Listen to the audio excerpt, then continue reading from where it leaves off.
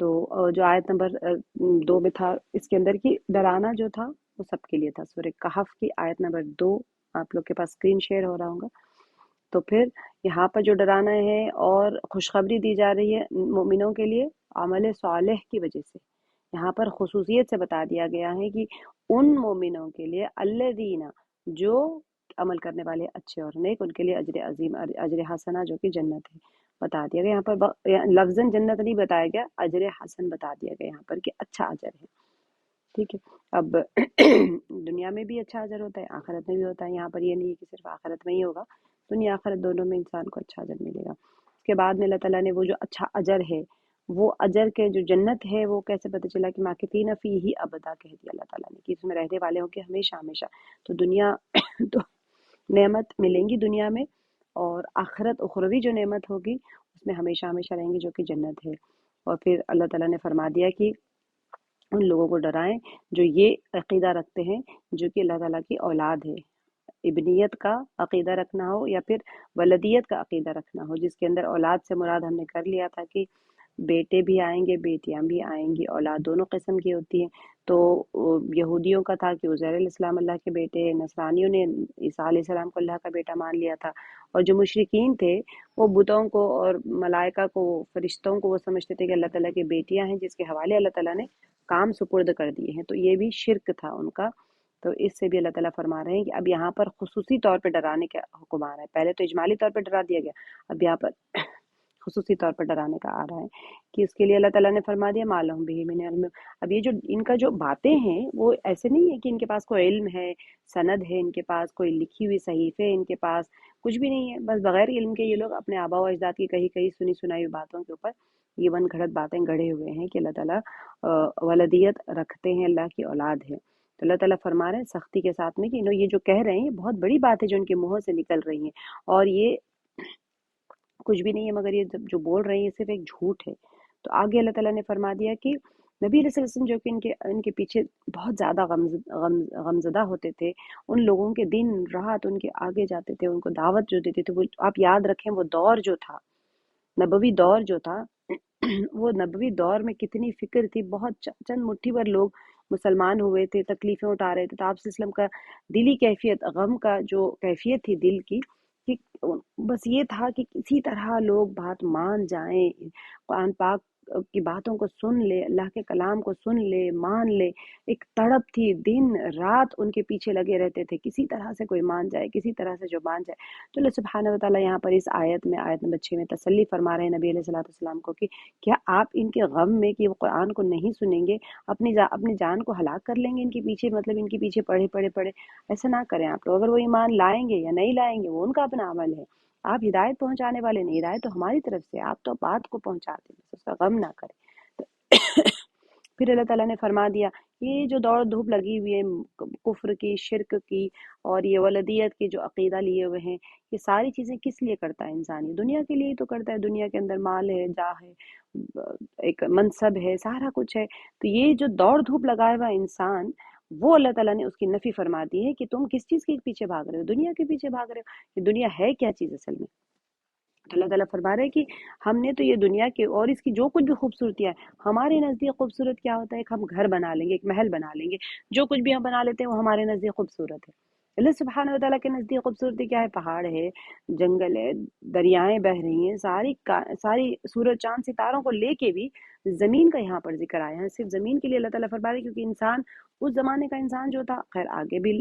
آگے کے زمانے کے بھی لوگوں کے لیے بھی، اور اس زمانے کے لوگوں جو خوبصورت چیز، جو دیکھنے والی چیز ہوتی ہے، رنگ برنگی چیزیں تو زمین کے اوپر ہے نا. آسمان میں تو چلو ادھر رنگ برنگی چیزیں نہیں ہوتی، تو زمین کے اوپر بہت ساری رنگ برنگی چیزیں ہیں. تو اس لیے اللہ سبحانہ و تعالیٰ نے فرما دیا کہ جو دنیا کی، جو تم زمین کی جو خوبصورتی دیکھ رہے ہو، یہ تو صرف تمہارے آزمانے کے لیے بنائی گئی ہے. اور دیکھا جائے کہ کون اس کے اندر اچھا عمل کرتا ہے، اپنی آخرت کو بناتا ہے. دنیا سواری ہے، گھوڑے کو کتنا بھی ہم سجا لیں، سوار لیں، سواری ہی ہے وہ. اب گھوڑے کو سر پہ اٹھا کے تو نہیں چلیں گے، گھوڑے کے اوپر ہی بیٹھیں گے کتنا ہو. تو اتنا سجا لے، سنوار لے، پھر بھی وہ سواری ہے. اور سواری انسان کو منزل تک پہنچانے کے لیے کارآمد ہوتی ہے، اس کی ضرورت کے لیے ہوتی ہے. اس کا مطلب یہ نہیں ہے کہ اس کے پیچھے بھاگ دوڑ لگا کے اپنی آخرت کو خراب کر لے، جو اصل منزل ہے، انسان کا ٹھکانہ جو ہے اصل ہے. تو یہ کتنی بھی خوبصورت کیوں نہ رہے دنیا، اور دنیا میں جتنی چیزیں ہیں اس کے ساتھ میں جڑ کے بھی کتنی خوبصورت کیوں نہ ہو جائے، بہرحال یہ تمہاری سواری ہے۔ تو یہاں پر تمہیں اسی لیے بھیجا گیا ہے کہ تاکہ ہر اس بندے کو آزمائے کہ کون اچھے عمل کرتا ہے، اس دنیا کے آسائش میں پڑھ کے کون نیکوکاری کو چھوڑ کے دنیا کے پیچھے لگ جاتا ہے، پھر دنیا کمانے کے لیے آخرت کو برباد کر لیتا ہے۔ یہ اس زمانے کے جو سرداران تھے ان کی طرف بھی اشارہ تھا، اور عام مومنین کی طرف بھی اشارہ ہے۔ آگے اللہ تعالیٰ فرما رہے ہیں وَإِنَّ لَجَاعِلُونَ مَا عَلَيْهَا صَعِيدًا جُرُزًا، کہ اللہ تعالیٰ فرما رہے ہیں آخرکار اس سب کو ہم ایک چٹیل میدان بنا دینے والے ہیں، جو کچھ بھی ہے زمین کے اوپر وہ سب ختم ہو جانے والی، تو اس کے پیچھے مت دوڑ دھوپ لگاؤ، اپنا وقت اس کے پیچھے مت ضائع کرو، اور اپنے اعمال کو بھی مت ضائع کرو، سب ختم ہو جانے والا ہے، یہاں کی سارے عہدیداری اور سارا کچھ۔ یہاں سے آیت نمبر 9 سے اللہ تعالیٰ فرما رہے ہیں کہ تم سمجھتے ہو کہ غار کو اور کدبے والے ہماری کوئی بڑی عجیب نشانیوں میں سے تھے۔ وہ جو یہود سوال لے کے آئے تھے کہ پتہ کر کے بتائیں، ان کے اندر ایک جستجو، ایک تجسس تھا کہ ہم جان لیں، ہم پتہ تو کریں کہ وہ کون تھے، جس سے یہ آپ کو پتہ ہے یا آپ کے پاس جو وحی آ رہی ہے وہ من جانب اللہ ہے یا نہیں ہے۔ تو ان کے بارے میں آگے ہم اصحاب کہف کا کریں گے، تو زمانے کے بارے میں بھی ان کے اندر تردد تھا کہ کون سے زمانے میں تھے، کتنے لوگ تھے، کس غار میں تھے، کون سے شہر میں تھے۔ یہ سارے سوالوں کے اوپر اللہ تعالیٰ نے ایک نفی کر دی ہے کہ اصل بات یہ ہے کہ ایک ہی آیت میں اللہ تعالیٰ نے بتا دیا کہ یہ کوئی بڑی چیز نہیں ہے، جو تم اس کو ایک بڑا واقعہ سمجھ رہے ہو، اس کے پیچھے پڑے ہوئے، کوئی بڑی چیز نہیں، اس سے زیادہ تو عجائب تمہارے آس پاس ہے، تم اس کے اوپر غور کرو تو نشانیاں تو جتنی کچھ بھی آیات تھی نا جو ہماری نشانیوں کی طرف، اللہ سبحانہ وتعالیٰ کی نشانیاں تو ہر چیز میں ہر روز دیکھتے ہو، تو یہ سبحان اللہ، اللہ تعالیٰ نے وہ واقعے کی ہی جو اتنا لوگ اہم سمجھتے تھے اس واقعے کا ویلیو ہی اللہ تعالیٰ نے ایک جملے سے بتا دیا کہ بس اس کو تم کون سی بڑی چیز سمجھتے ہو۔ آگے کی آیت میں کیونکہ یہ 10 آیتوں کی فضیلت ہے، ہر روز بندہ جب پڑھے گا، سمجھ کے پڑھے گا تو کیسے رہے گا، جب کبھی ہمارا دل مائل ہوگا دنیا کی طرف، ہمیں وہ آیت کا ٹکڑا یاد آ جائے گا، اور وہ آیت خود یاد آ جائے گی کہ دنیا جو ہے وہ تو چٹیل میدان ہونے والی ہے، اور اس کی جو زیب و زینت ہے وہ تو ہماری آزمائش کے لیے کہ ہم اس کے اندر سے نیک عمل، کون اچھے عمل کر کے جاتا ہے یہاں سے۔ تو انسان فتنوں میں اسی وقت مبتلا ہوتا ہے جب وہ دنیا کے پیچھے بھاگنے لگتا ہے، جو دنیا کی چیز، تو اللہ تعالیٰ نے وہ دنیا کی محبت کے اوپر ایک سٹیمپ لگا دیا، ایک بریک لگا دیا ہے کہ یہ دنیا کی محبت میں مت بھاگو، تو فتنوں میں پڑھنے سے انسان بچ جائے گا۔ وقت، نماز کا وقت گزرتا چلا جاتا ہے، انسان دنیا کے پیچھے ہی تو نماز کو چھوڑتا ہے نا، تو اللہ تعالیٰ نے بتا دیا یہ تمہارے لیے جتنی زیب و زینت ہے یہ سب ختم ہو کے چٹیل میدان ہونے والی ہے، تو تمہارے لیے ہے کہ تمہیں آزمائے جائے۔ ہر فتنہ، مال فتنہ ہے، عزت فتنہ ہے، دکھاوا ہے، پھر باقی فتنے بھی ہے، ساری چیزیں جس کے پیچھے انسان بھاگتا دوڑتا ہے وہ صرف اور صرف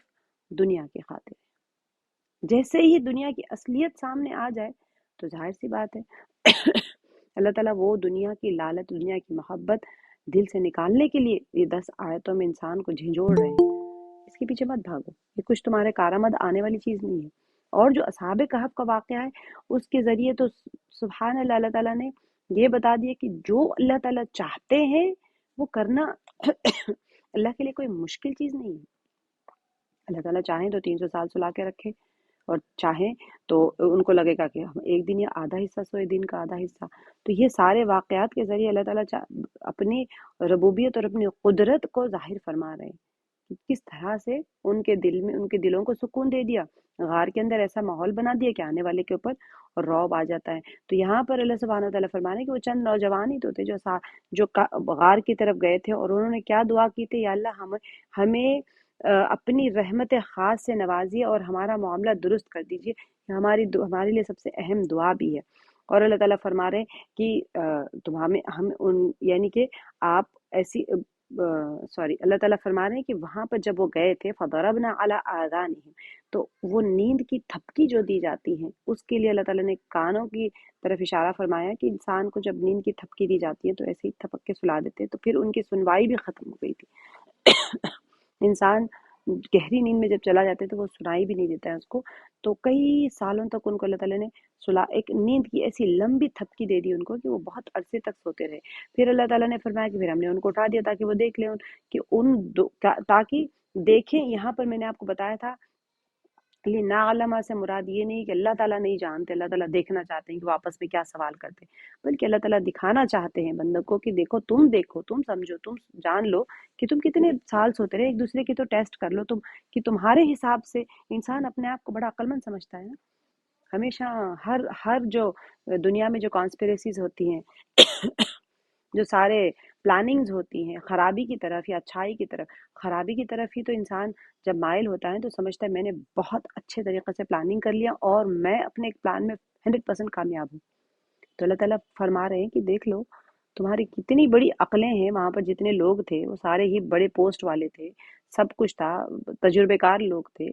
ٹھیک ہے، دیکھو تمہاری عقلیں کتنی تم دوڑا سکتے ہو، دوڑا لو، اس کے بعد میں تمہیں خود پتہ چل جائے گا کہ تم حساب کر کے دیکھ لو تو تمہیں پتہ چل جائے گا کہ تم کتنے دن وہاں پر سوتے رہے۔ تو اللہ تعالیٰ فرما رہے ہیں اب یہاں پر سے ایک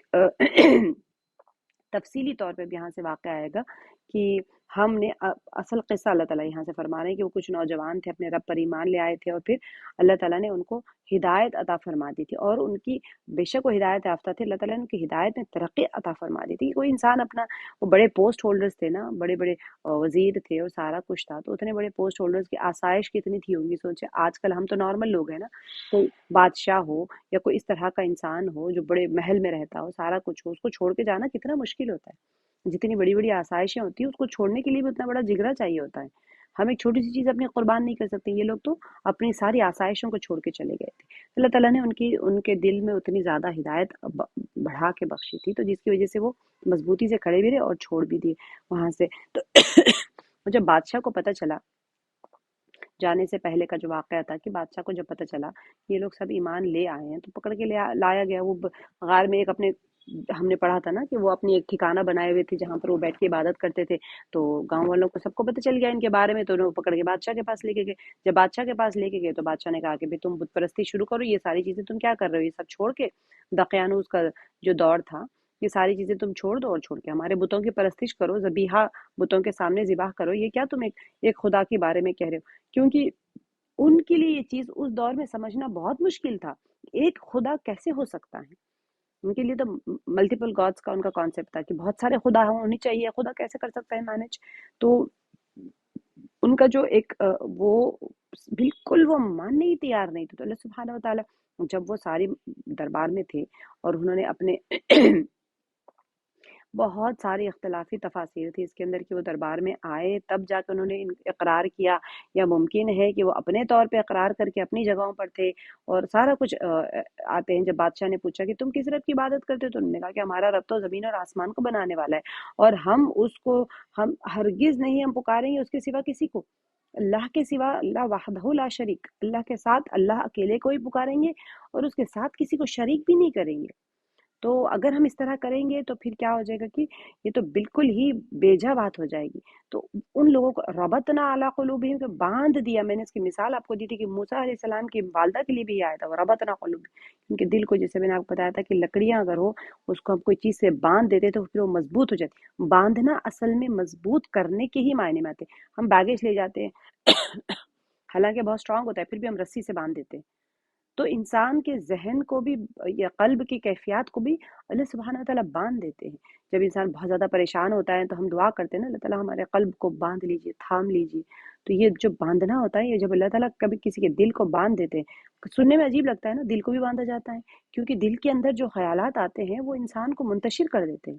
تو اللہ تعالیٰ جب کسی کے دل کو باندھ دیتے ہیں تو پھر وہ ایسے باندھ دیتے ہیں کہ وہ مضبوط کھڑا ہو جاتا ہے اس کے بعد میں۔ جیسے اللہ تعالیٰ نے ادغام، جب انہوں نے وہ کھڑے ہوئے تاکہ بادشاہ کے سامنے کھڑے ہونا اور ایمان کے بارے میں ڈکلیئر کرنا، آپ سوچیں ان کو یقین تھا کہ وہ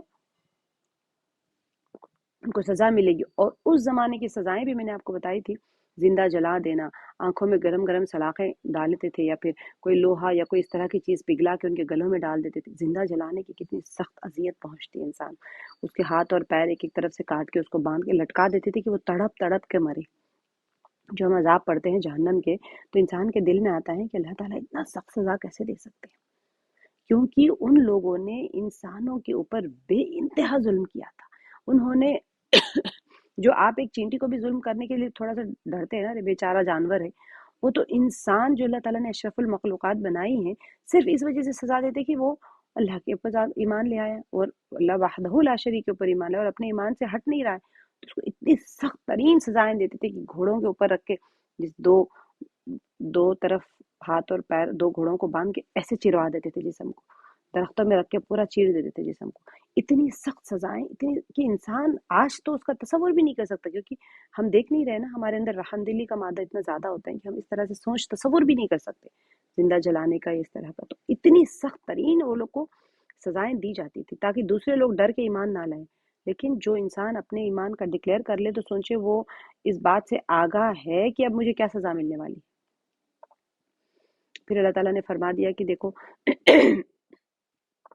जो आपस में वो लोग थे असहाबे कहफ, उन्होंने फिर डिसाइड कर लिया था कि अभी हमारी कौम तो मानने वाली नहीं है, तो अब क्या करें हम लोग। तो ये इनको छोड़ के हम ये मतलब वो जैसे कि उनका था कि ये अब हमारी कौम ये बात हमारी नहीं मानेगी, वो तो अल्लाह को छोड़कर दूसरे खुदाओं को, अपने दूसरे बुतों को अपना खुदा बना के बैठी हुई है और उसी को अपना माबूद बना के वो इबादत कर रही है। तो इनके पास कोई वाज़ेह दलील भी नहीं है हालांकि। तो अब क्या करें, अब हम वो ये चीज़ डिसाइड कर रहे हैं कि ये तो बड़े जालिम लोग हैं, ये तो अल्लाह के ऊपर झूठ बांध रहे हैं, लेकिन अब हम क्या करें। तो उन लोगों ने फिर अल्लाह ताला ने फरमा दिया, ये जो असहाबे कहफ थे इन्होंने अपने दिल से तो उनके खुदाओं की, खुद जो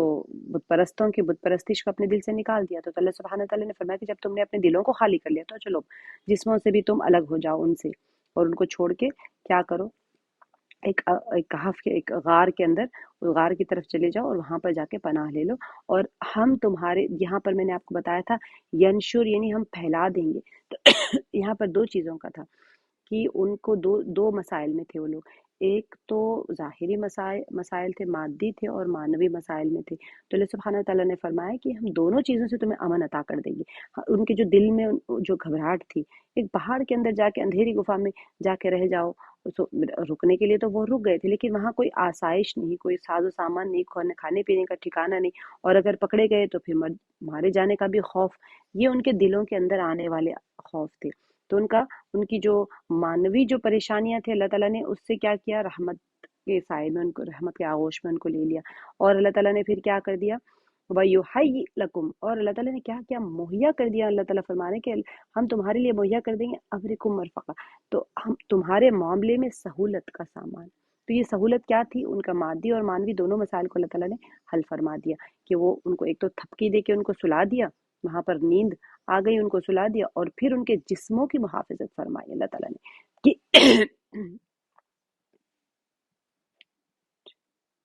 अल्लाह ताला ने उनके जिस्मों की मुहाफिजत फरमाई। कैसे फरमाई उनके जिस्मों की, कि वो जैसे ही सूरज निकलता था और डूबता था तो उस वक़्त वो मशरिक़ और मगरिब से होता था, और गार का जो दहाना था वो नॉर्थ की तरफ था, शिमाल की तरफ था। तो इसकी वजह से वहाँ पर रोशनी तो आती थी जितनी उनके जिस्म को चलाने के लिए और बाकी रखने के लिए काफ़ी थी, लेकिन वो तेज़ तपिश आती तो उनके जिस्म ख़राब हो जाते थे ना। तो अल्लाह ताला ने यहाँ पर एक अपनी निशानी बताने के बाद में अल्लाह ताला ने फरमा दिया कि देखो, यहाँ पर एक आयत का टुकड़ा ऐसे आया था, दालिका मिन आयातिल्लाहि मन यहदिल्लाहु फहुवा मुहतद व मन युद्लिल फलन तजिद लहु वलिय्यम मुर्शिदा। अल्लाह ताला ने फरमा दिया इसमें कि देखो ये अल्लाह की निशानियां है, जिस अल्लाह अल्लाह ताला जिसको हिदायत दे वही हिदायत याफ्ता होता है, हिदायत पाने वाला होता है। तो और जिसको अल्लाह ताला भटका दे, यहाँ पर भटकाने का मैंने बताया भी था, सूरह यासीन में भी हमने किया था, सूरह वाक़िया में भी हमने किया था कि जो बंदा, अल्लाह ताला खुद से किसी को नहीं भटकाते, बल्कि जो बंदा खुद से ही ऐसा अपने आप को बना ले हरदर्मी में और इनकार में, और जिसको तकब्बुर आ गया और सारी कुछ चीज़ें होती है, बार बार अल्लाह की निशानियां सामने आ रही हैं, आयतें उतर रही हैं, फिर भी नहीं मान रहा है, तो उसने खुद अपने आगे और पीछे ऊपर नीचे सारे दीवारें बना ली हैं। और फिर ऐसे ही जैसे हमने सूरह यासीन में पढ़ा था कि उसकी गर्दनों में उसके वहमों के, उसके तकब्बुर और उसके माल की और जाह की मोहब्बत के तौक उसने गले में डाल ली कि न आगे का रास्ता नजर आता है, ना सामने रास्ता नजर आता है, ना आगे ना पीछे, यानी उसको ना आफाकी जराए कोई कारआमद होते हैं, ना उसके अंदर जो जाती उसके जराए होते हैं, उसको ना अपनी जात के अंदर कोई चीज नजर आती है, ना दूर की निशानियां कोई चीज नजर आती है, तो कि वो हिदायत याफ्ता हो जाए। ये जहां कहीं भी आए कि जिसको अल्लाह ताला गुमराह कर दे या भटका दे, इससे मुराद ये नहीं होता कि अल्लाह ने किसी को गुमराह कर दिया, बल्कि खुद उसके आमाल होते हैं जिसकी नहुसत होती है, जिसकी वजह से वो गुमराह हो जाता है। तो हमने ये वाला कर लिया था कि वो जैसे सूरज निकल रहा है और डूब रहा है, और जो दहाना था वो नॉर्थ शिमाल की तरफ था, اس کے اندر روشنی تو آتی تھی، اور شمال کی طرف سے بہت ٹھنڈی ہوائیں بھی آتی ہیں، تازی ہوائیں بھی آتی ہیں۔ آگے اللہ تعالیٰ نے، اچھا یہاں پر جیسے ہم نے کیا تھا فجوا، کہ وہ غار کے کھلے مطلب کھلے حصے میں رہتے تھے، وسیع میدان، جو دار اصل تو وسیع میدان کے معنی میں آتا ہے، لیکن غار کے اندر وہ جو غار کو منتخب کیا گیا تھا ان کے لیے، وہ غار میں بہت سارے چیمبرز تھے، اور وہ بالکل کھلے حصے میں رہتے تھے، کنارے میں کہیں جا کے نہیں تھے۔ تو وہاں سے بتایا جاتا ہے کہ اتنا بیچ میں درمیان میں رہنے کے باوجود نہ ان کو کوئی جانور کھاتا تھا، نہ ان کو کوئی دیکھ سکتا تھا، نہ ان کو کچھ بھی نہیں نقصان ہوا۔ اللہ تعالیٰ نے ان کی محافظت فرمائی۔ کس طرح محافظت فرمائی ہے؟ یہاں پر جیسے اللہ تعالیٰ نے فرمایا کہ اگر کوئی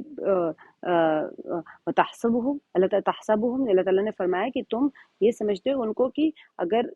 وہ جاگ رہے ہیں، کوئی بندہ اگر دیکھ لینا، ایسے لگتا ہے ایقاظاً، میں نے آپ کو بتایا تھا کہ جاگتے رہنے کی کیفیت کو کہتے ہیں، اور وہ تو سوئے ہوئے تھے۔ رقود کا ہم نے دیکھا تھا کہ ہلکی میٹھی نیند جو ہوتی ہے، جس میں کہ انسان جلدی اٹھ جاتا ہے، تو یہاں پر اللہ تعالیٰ فرما رہے ہیں کہ وہ تم اگر ان کو، تم کیا سمجھتے ہو کہ وہ جاگ رہے ہیں؟ کیسے جاگ رہا ہوگا انسان اگر سوتا ہو تو وہ اپنے ان کی پلکیں جھپکتی رہتی تھی، وہ آنکھیں کھلی تھی اور پلک جھپک رہے تھے، اور اللہ تعالیٰ ان کو کروٹیں بدل رہے تھے، داہنے اور رائٹ اینڈ لیفٹ سائڈ ان کو کروٹیں بدلتے رہے ہمیشہ سے، 6 مہینے ادھر 6 مہینے ادھر۔ مفسرین کا اقوال ہے وہ کیسے کروٹیں بدلتے تھے، یہاں پر نہیں دیا گیا ہے۔ تو جو چیز نہیں دی گئی ہے آیت میں، آگے اللہ نے فرما دیا کہ جو چیز جتنی بتا دی گئی ہے وہی کے ذریعے سے بس اتنے پہ ہی اکتفا کریں، اس سے زیادہ مزید جا کے کسی اور سے پوچھنے کی ضرورت ہے، ان کے پاس تو اٹکل کی باتیں ہیں صرف۔ تو اللہ تعالیٰ نے فرما دیا، اور ان کا جو کتا تھا وہ اس طرح سے ایک دم ایکٹیو موڈ میں بیٹھا ہوا تھا، اور کہاں پر بیٹھا ہوا تھا؟ یہ غار کے دہانے کے اوپر بیٹھا تھا، وسیع کہتے ہیں وہ جو اصل میں جو جگہ ہوتی ہے جہاں پر مویشیوں کو رکھا کرتا تھا، لیکن یہاں پر دہانے کے معنی میں آئے۔ تو اللہ تعالیٰ نے فرما دیا کہ اگر کوئی جھانک لے اندر تو کیا ہو جائے گا، وہ جیسے کہ پیر کے بل یا پیٹھ پھیر کے بھاگ جانا، ولیا کہتے ہیں اس کو، تو منہم، ان سے کیسے فرار ہو جاتے، پیٹھ کے بل یا پیروں الٹے پیر بھاگ جانا، جسے ہم کہتے ہیں کہاوت کے طور پہ۔ تو کیوں بھاگ جاتے تھے؟ کہ ان کے دل میں ایسی گھبراہٹ آ جاتی تھی، دل ان کا گھبراہٹ سے بھر جاتا تھا، اور اس طرح سے رعب اور گھبراہٹ اور خوف کی وجہ سے وہاں سے تم فرار ہو جاتے کہ کسی کے لیے کوئی بھی جانے کی ہمت کرتا وہاں پر۔ تو اللہ تعالیٰ نے اس طرح سے ان کی انسانوں سے حفاظت اس طرح سے کی، جانوروں سے حفاظت ایسے کی تھی کہ وہاں کتا بیٹھا ہوا ہے اور وہ خود پلک جھپک رہے ہیں، تو انسان جب جاگتا ہوتا ہے تو پھر وہ جانور ان کے قریب نہیں آتے۔ پھر اللہ تعالیٰ نے کیا کیا؟ وَكَذَلِكَ بَعَثْنَاهُمْ، آیت نمبر جو 19 میں ہے، کہ اللہ تعالیٰ نے ان کو اٹھا دیا تاکہ وہ ایک دوسرے سے سوال کریں آپس میں۔ کیا سوال کریں؟ کہ ہم کتنی دیر تک سوتے رہے یہاں پر، اتنی دیر، اتنے عرصہ، اتنے مدت؟ تو کسی نے کہا کہ ہم آدھا دن سوئے، یا کسی نے کہا کہ شاید اس سے بھی کم سوئے۔ اچھا چلو ٹھیک ہے، اب تو بھوک لگ رہی ہے ان کو، جیسے ہی اٹھ گئے تو انہوں نے کہا کہ چلو ایک چاندی کا سکہ دے کے بھیجتے، گھر شہر میں جاؤ اور وہاں سے کوئی حلال طیب پاکیزہ کھانا ہمارے لیے کھانے کے لیے لانا، کیونکہ ان کو تو نہیں پتا کہ وہاں کے بادشاہتی اتنے زمانے سے تبدیل ہو گئی ہے۔ اب وہ سمجھ رہے ہیں کہ وہاں بھی ذبیحہ جو بتوں کے سامنے کٹا ہوا ہوتا تھا وہی ملے گا، تو دیکھ سمجھ کے پاک پاکیزہ رزق لے کے آنا، اور وہاں پر جب جاؤ تو نرمی کے ساتھ میں رہنا، کہ ایسا نہ ہو کہ کوئی تم کو پہچان لے اور خبر دے دے بادشاہ کو، تو پھر کیا ہو جائے گا، ہماری تو خیر نہیں، پھر ہم تو شہید کر دیے جائیں گے وہاں پر۔ تو پھر اللہ تعالیٰ نے فرما دیا کہ بے شک وہ، اگر اللہ تعالیٰ نے جیسے کہ اگر کہیں ان لوگوں کے ہاتھ ہم پر پڑ گیا تو کیا ہو جائے گا، یرجمکم، میں نے آپ کو بتایا تھا کہ سنسار کر دینا، یا تو سنسار کر دیں گے، یا پھر وہ ہمیں اپنے بت پرستی کی طرف لوٹانے میں ہمیں زبردستی کریں گے، اپنی ملت کی طرف ہم کو لوٹا دیں گے۔ اگر ہم ایسا کریں گے تو پھر ہمیں کبھی بھی فلاح نہیں حاصل ہو سکتی ہے۔ اللہ تعالیٰ نے فرما دیا کہ دیکھو یہ آثارہ کا میں نے آپ کو بتایا تھا، اچانک سے ان کو بغیر طلب کی اگر کوئی چیز ان کے اوپر ظاہر کر دی جائے، تو پھر اللہ تعالیٰ نے فرمایا، جو بستی والے تھے وہاں پر، میں نے آپ کو بتایا تھا کہ ان کے اندر ایک کانسیپٹ چل رہا تھا کہ روح میعاد، قیامت، مر کے اٹھائے جانے کے اوپر ان کے اندر ایک جھگڑا چل رہا تھا، تنازع چل رہا تھا۔ وہ جو بادشاہ تھے اس وقت کے، تو مطلب ایمان والے آ گئے تھے، 300 سال میں تو کئی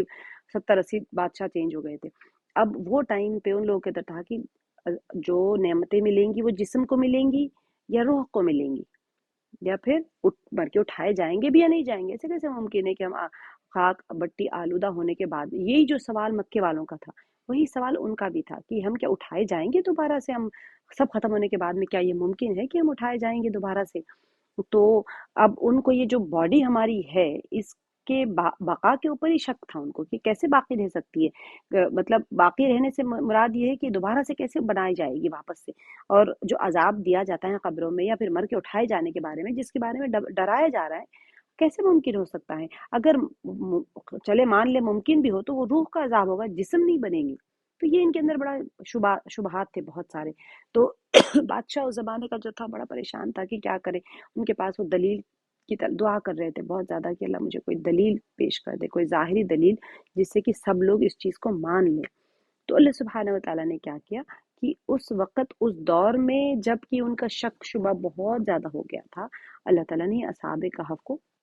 زندہ کر دی، مرے تو نہیں تھے، جگا دیا نیند سے، تاکہ کیا ہو گیا تھا، لیعلم ان وعد اللہ حق، کہ اللہ تعالیٰ کا جو وعدہ ہے وہ سچا ہے، اور جو قیامت ہے، قیامت کے آنے والی ہے گھڑی ہے، وہ اس میں کوئی شک نہیں ہے۔ اور اب اچھا یہ سارا ہونے کے بعد میں اس کے اندر پورے کا پورا ایک واقعہ آیا تھا کہ وہ جب گئے تھے شہر میں، وہاں انہوں نے دیکھا کہ سارا 300 سال ہو گیا ہے، ان میں سے تملیغہ ہے یا جو 7 ساتھیوں میں سے ایک گئے تھے وہاں پر، ٹھیک ہے۔ اب ان میں سے جو گئے تھے انہوں نے دیکھا کہ یہ تو سارا ہی ماجرا بدل گیا، یہ تو کوئی اور ہی ملک آ گیا، کوئی اور شہر آ گیا۔ وہ سارا واقعہ ہونے کے بعد میں ان کو تب احساس ہوا کہ ہم بہت سال سوتے رہ گئے، 300 سال تک ہم سوتے رہ گئے۔ اس کے بعد میں پھر اس میں اختلافات بھی میں نے آپ لوگوں کو بتائے تھے کہ جب بادشاہ کو پتہ چلا تو سارے حیران ہو گئے کہ یہ جو جتنے غار والوں کے نام وہاں پر لکھے ہوئے تھے، اسی لیے اصحاب رقیم ان کا نام تھا، لکھ کے تختیوں کے اوپر وہاں خزانوں میں لکھ کے رکھے ہوئے تھے ان کے احوال سارے، کہ ایک زمانے میں ایسے لوگ چلے گئے تھے اور پہاڑ میں جا کے پناہ گزین ہو گئے۔ وہ پہاڑ میں کئی لوگ جانے کی بھی کوشش کرتے تھے لیکن وہاں پر گھبراہٹ سے بھاگ کے آ جاتے تھے۔ تو یہ جو ماجرا تھا سارا ان کو جب پتہ چلا تو بادشاہ نے کہا کہ چلو ہم چل کے آپ کے باقی اصحاب سے بھی زیارت کر لیتے ہیں، ان سے ملاقات کر لیتے ہیں۔ تو مفسرین کا اس میں اختلاف تھا کہ بادشاہ کی ملاقات ہوئی بھی یا نہیں ہوئی، سارا کچھ۔ جیسے ہی وہ پہاڑ کے اوپر گئے تو اللہ تعالیٰ نے ان کو وہ جا کے، بہت سارے غار تھے جیسے میں نے آپ کو بتایا، تو بعض مفسرین کا قول ہے کہ وہ گئے اور پھر غائب ہو گئے، ملے ہی نہیں۔ بعض مفسرین کا قول ہے کہ بادشاہ ان سے ملاقات کیے تھے، سارا کچھ ہونے کے بعد میں اللہ تعالیٰ نے ان کو موت کی نیند سلا دیا۔ تو بعض مفسرین کا قول ہے کہ وہ جاگ رہے ہیں، سو رہے ہیں، لیکن مرے نہیں ہیں، وہ سو رہے ہیں، لیکن وہ کہاں ہیں، کیسی کیفیت میں ہے، کیونکہ بہت بڑا غار تھا، اس میں چیمبرز تھے، کسی کو بھی نہیں پتا۔ جیسے وہ اندر گئے پھر سے وہ غار کا پتہ بھول گیا لوگوں سے، اور کوئی جانے کی کوشش بھی کرتا تھا تو ان کو بڑی گھبراہٹ ہوتی تھی۔ تو یہ قیامت کے وقت میں جگائے جائیں گے، اور ایسے بہت سارے اس میں مفسرین کے اقوال ہیں اس کے اندر۔ بہرحال جب وہ غائب ہو گئے اندر تو پھر ہوا کیا، جو گاؤں والے تھے، جو بادشاہ تھے، وہاں کے جو بستی والے تھے، ان لوگوں میں پھر جھگڑا شروع ہو گیا کہ بھئی اتنے بڑے اللہ والے تھے یہ، ہمیں ان کے اکرام میں کچھ تو کرنا چاہیے۔ تو ان کے بعض لوگوں نے کہا کہ دیکھو یہاں پر ہم ایک مسجد بنا دیتے ہیں، عبادت گاہ بنا دیتے ہیں، تاکہ ہم ان کی فضیلت کو یاد رکھیں کہ اللہ تعالیٰ کے بہت ہی ولی تھے وہ لوگ، بزرگ بندے تھے جو اللہ کی رضا کے لیے اپنے ایمان کو بچانے کے لیے جب جاتے ہیں تو اللہ تعالیٰ ان کی محافظت فرماتے ہیں تاکہ ان کا یہ واقعہ یادگار رہ جائے۔ اب جو لوگ کو میعاد پہ یقین نہیں تھا، یا بعض ان میں سے جو لوگ تھے انہوں نے کہا کہ کیوں ان کے غار کو بند کر دیتے ہیں اور ان کا معاملہ اللہ کے حوالے، ان کی قبر بن جائے گی وہاں پر، یہ ساری چیزیں کرنے کی کیا ضرورت ہے۔ تو اس طرح سے جب ان میں اختلاف ہونے لگا تو قال الذین غلبوا، ان میں سے جو مغلوب لوگ تھے، جو غالب ہونے والے لوگ، غالب درجہ رکھنے والے یعنی پاورفل جو لوگ تھے، انہوں نے یہ کہا کہ ہم یہاں پر ایک مسجد بنائیں گے۔ اب اللہ عالم وہاں پر مسجد بنی بھی تھی یا نہیں بنی تھی۔ تو اب آگے اللہ تعالیٰ نے فرما دیا کہ دیکھو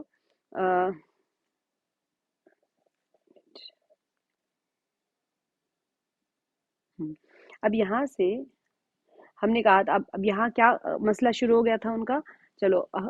وہ چلے گئے اندر اور پھر پتہ چل گیا جو بھی ہوا بہرحال۔ اب جھگڑا شروع ہو گیا کہ اب بعض لوگ کہنے لگے کہ وہ سیقولون ثلاثۃ، 3 تھے اور چوتھا ان کا کتا تھا، اور بعضوں نے کہا کہ 5 تھے اور چھٹا ان کا کتا تھا، اور اللہ تعالیٰ فرما رہے ہیں کہ رجمل بالغیب، تو وہ یہ جو ہے ہوائی اٹکل کے باتیں کرتے ہیں، ان کو کچھ بھی پتہ نہیں ہے۔ پھر آگے خود آیت میں ہے کہ وَيَقُولُونَ سَبْعَةٌ، اور وہ 7 تھے اور 8واں ان کا کتا تھا۔ اب اللہ تعالیٰ فرما رہے ہیں کہ قل، آپ کہہ دیجئے، رب اعلم بعدتہم، اللہ تعالیٰ جانتے ہیں ان کی گنتی کو، ما یعلمہم الا قلیل، ایسے نہیں ہے کہ صرف اللہ تعالیٰ جانتے ہیں اور کسی کو نہیں پتہ، یہاں پر اللہ تعالیٰ نے استثناء دے دی کہ کچھ لوگ جانتے ہیں ان کی تعداد کو، یعنی کس کے اوپر ظاہر کر دیا گیا ہے ان کی تعداد، لیکن سب کوئی نہیں جانتے۔ تو اللہ تعالیٰ نے فرما دیا کہ فلا تمہاری، آپ تو तो ना तुम झगड़ा करो, यानी आपसे सिर्फ फरमा दिया कि आप उनसे जाके ना तुम आपस में झगड़ा करो, या फिर उनसे जाके आप ना पूछो उनके बारे में, फी हिम इल्ला मिराअन ज़ाहिरन। अल्लाह ताला ने फरमा दिया कि उनके बारे में मगर झगड़ना जाहिर, यानी आप जाके कोई चीज उनकी गिनती इज नॉट इम्पोर्टेंट। अल्लाह ताला यहाँ पर ये जाहिर करना चाह रहे हैं कि वो कितने थे जरूरी नहीं है कि कितने थे, बात मुद्दा क्या था, मियाद का था। तो अब यहाँ पर होता क्या है, मस्जिद बनाए या नहीं बनाए, गार को बंद कर देंगे या क्या करेंगे, बजाय इसके कि इस बात पे गौर करें कि वो अल्लाह ताला ने कैसे उनको जिंदा किया। और अल्लाह की इबादत करने वाला जब अपने सारे मामले अल्लाह पर छोड़ देता है तो अल्लाह ताला हर हर हाल में संभाल लेते हैं। तो जो अहम मुद्दा था उसको छोड़ के दूसरी चीजों में पड़ गए। ऐसे ही जो अहम मुद्दा था उनके अमाल को देखना था, उनके यकीन को देखना था, बजाय उसके गिनती में पड़ गए। तो अल्लाह ताला यहाँ पर फरमा रहे हैं कि देखो किसी से पूछने करने की जरूरत नहीं है, ये तो सिर्फ अल्लाह ताला जानते हैं, इन लोगों को कुछ नहीं पता होता है। तो उनके मुताल्लिक किसी से भी कुछ भी ना पूछे, क्योंकि उनके पास तो कोई वही नहीं है, सही सालम कलाम भी नहीं है उनके पास में। तो वो जो बोलेंगे वो ऐसे ही बोलेंगे, मन घड़त बातें बोलेंगे, क्योंकि बहुत अरसे पुरानी बात है, किसी के पास कुछ भी इंफॉर्मेशन नहीं है लिखी हुई, हर कोई अपने अपने बातें कहानियां सुनाएंगे, आप उनसे कुछ भी ना पूछे। तो नबी वसल्लम को यही फरमा दिया गया। अच्छा, यहाँ पर वला तक़ूलन्न लिशैइन इन्नी फ़ाइलुन ज़ालिका गदन, अब यहाँ से हमारी जो आयत नंबर 23 है, और देखिए किसी चीज के बारे में भी कभी ये ना कहना, ये ना कहा करे कि मैं कल ये काम करूंगा। अब हमने आपने देखा है कि हमने ऑलरेडी कर लिया था शुरू में, जब सूरह नाजिल हुआ था उस वक़्त में हमने देखा था कि नबी रसूल सल्लल्लाहु अलैहि वसल्लम ने इंशाल्लाह आप वसल्लम इंशाल्लाह कहना भूल गए थे। तो इंशाल्लाह कहना जब भूल गए थे तो आयत 15 रातों तक नाजिल नहीं हुई, कुरान पाक का कुछ भी हिस्सा नहीं आया। तो जब इतने रातों तक कुछ नहीं हुआ तो आप वसल्लम परेशान हो गए थे। ये एक्चुअली दो आयतें एक साथ मिली हुई हैं, ठीक है। ये मैं आपको दोनों ही आयतें पढ़ लेती हूँ, क्योंकि यहाँ पर जो ला आया है तो यहाँ पर वक्फ किए बगैर इसको कंटिन्यू करेंगे तो मायने समझ आएगा। वला तक़ूलन्ना, और हरगिज ना, तक़ूलन्ना आप कहिए, लिशैइन किसी चीज के लिए, इन्नी बेशक मैं फ़ाइलुन करने वाला हूँ, ज़ालिका इसको, गदन कल। यहाँ पर आगे इल्ला मगर, अन यशा अल्लाह, ये के चाहे अल्लाह, ठीक है। अब यहाँ पर अल्लाह सुब्हानहू व तआला, जैसे शुरू में था कि मशीयत इलाही के साथ हमारी हर अमल को वाबस्ता कर देना है, कि आप किसी चीज़ के बारे में यूं ना कहिए कि मैं कल करने वाला हूँ। ये नबी अलैहि सल्लम को भी फरमाया जा रहा है और सारी उम्मत को भी बताया जा रहा है, बल्कि यूं कहें कि अगर अल्लाह ने चाहा, गोया कि अपने मुस्तकबिल के हमारे जो कोई काम होते हैं, अपने आने वाले ज़माने के कोई काम होते हैं, तो अल्लाह की मशीयत के हमें ताबे कर देना चाहिए वो काम, कि अल्लाह ने चाहा। मशीयत किसे कहते हैं? चाहना, इरादा। अल्लाह ताला का अगर इरादा हो तो वो काम होगा, वरना इंसान के इरादों से कुछ नहीं होता। ये इतनी हमने 20-22 आयतों तक करने में सारी अल्लाह ताला की कुदरत देखी है, कुदरत का मुजाहिरा हुआ है। तो जब इंसान को अल्लाह ताला अपनी कुदरत को जब जाहिर कर देते हैं ना, वह इंसान को पता चल जाता है कि इंसान बहुत पावरफुल है, उसके चाहने से ही सब कुछ होता है, और वो ना चाहे तो कुछ नहीं हो सकता। तो इतना यकीन इंसान का 22 आयतों, ये 23वीं आयत है, ऑलमोस्ट 21 आयतों के बाद में इंसान का इतना यकीन तो मजबूत हो जाना चाहिए कि, क्योंकि ये आज 23वीं आयत इतनी इंपॉर्टेंट थी, इसीलिए मैंने आज पूरे का पूरा सूरा रिवाइज करवाया था, बल्कि हम लोग रोज नहीं कर रहे थे रिवाइज, लेकिन ये जो इंशा अल्लाह कहना है, ये हमारे यकीनों में इस तरह पेवस्त हो जाए। असल बात यही है कि मशीयत इलाही के साथ हम अपने आप को जोड़ लें, वाबस्ता कर लें, क्योंकि अल्लाह का चाहना बहुत अहम है। वो रब जिसकी कुदरत हमने असहाबे कहफ के वाक़े में पढ़ ली, जिसकी कुदरत हम आगे पूरे वाक़यात में पढ़ेंगे, इतनी कुदरत वाला जो रब है, बेशक हम जानते हैं अल्लाह ताला बहुत कुदरत वाले हैं, लेकिन अल्लाह ताला खुद आयतों में, एक एक आयतों में खोल खोल कर अल्लाह ताला अपनी कुदरत कामिला को जाहिर फरमा रहे हैं। तो ये सारा कुछ जानने के बाद में जब हम इंशा अल्लाह कहें, तो ऐसे हमारे यहाँ जो एक अमूमन रिवाज बन चुका है कि जब बंदा कोई काम नहीं करना चाहता, टालना चाहता है, कोई आपको बुला रहे हैं तो आप उसके घर जाना नहीं चाह रहे, तो आप कहेंगे इंशाल्लाह मैं आऊंगी, मतलब आपकी जो नीयत होती है वो जाने की नहीं होती।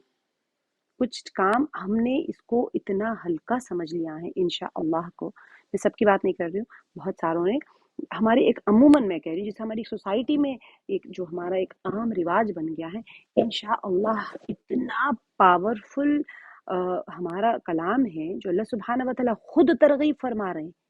इतनी 21 आयतों के अंदर अपनी कुदरत कामिला पूरा असहाब कहफ का वाक़या बयान होने के बाद में, हालांकि शुरू में अल्लाह के नबी सल्लल्लाहु अलैहि वसल्लम भूल गए थे, उस वक़्त शुरू आयत ही इस तरह हो जाती अल्लाह चाहते तो। लेकिन यहाँ पर इसको आज इस इंशाअल्लाह हमारे दिलों में इतना पावर बिठा दे, इतना पावर बिठा दे कि आज से जब हम इंशाअल्लाह कहें तो उसका रिफ्लेक्शन, वो जो 21 आयतें जो हमने आज रिवाइज की है, उसका यकीन हमारे अंदर बैठ जाए कि उस यकीन के साथ हम इंशाअल्लाह कहने वाले बने कि हमने अपनी मशीयत को अल्लाह के, यानी मशीयत इलाही के साथ हमने अपनी ज़िंदगी को जोड़ लिया है। जैसे बिल्कुल ग्लू से जोड़ लेते हैं ना, अल्लाह ने चाहा तो, अल्लाह ने अगर चाहा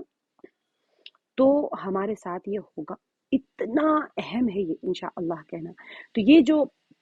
अल्लाह ताला के साथ में, यानी अल्लाह की मशीयत के ताबे कर लेना है हमारे हर चीज़ को, कि चाहिए कि अल्लाह ताला को मंजूर हुआ तो मैं फला काम अंजाम दूंगा,